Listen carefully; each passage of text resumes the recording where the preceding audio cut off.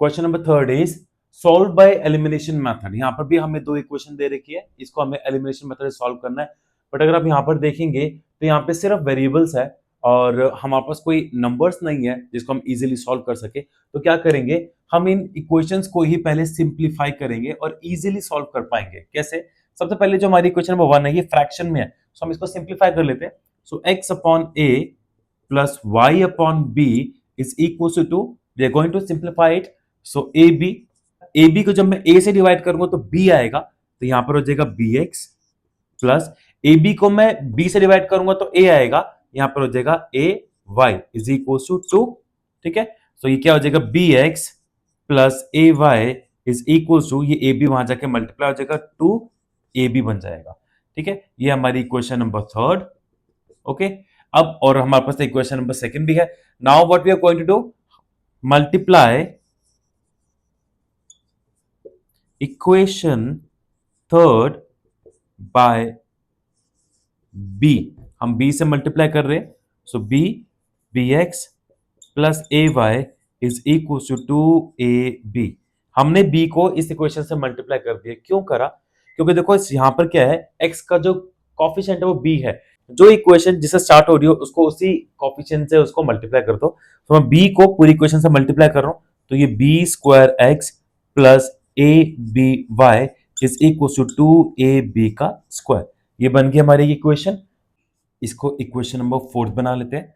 अब हम क्या करेंगे, मल्टीप्लाई करेंगे इस इक्वेशन को भी, हम सेकेंड इक्वेशन को भी मल्टीप्लाई कर देंगे हम ए से। तो यहां पर लिख लो A X minus B Y is equal to A square minus B square.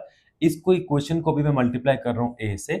ठीक है, तो यहां क्या हो जाएगा, A square X minus A B Y is equal to A cube minus A B का स्क्वायर। ये हो गई हमारी इक्वेशन नंबर 5। अब हम क्या करेंगे, add equation this fourth and fifth को हम ऐड कर रहे हैं। क्या मिलेगा, एलएचएस को एलएचएस में ऐड कर दो, आरएचएस को आरएचएस में ऐड कर दो। So A square X minus A B Y plus यहां से लिख दो B square X plus A B Y.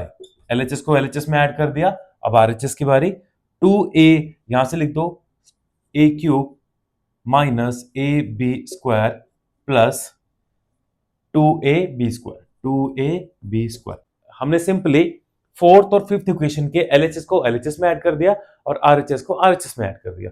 सो यहां से क्या होगा, कुछ टर्म्स कट रही है उसको कैंसिल आउट कर दो, ये प्लस ये नेगेटिव का ये पॉजिटिव का कैंसिल आउट हो गया। So A square X plus B square X बच गया हमारे पास।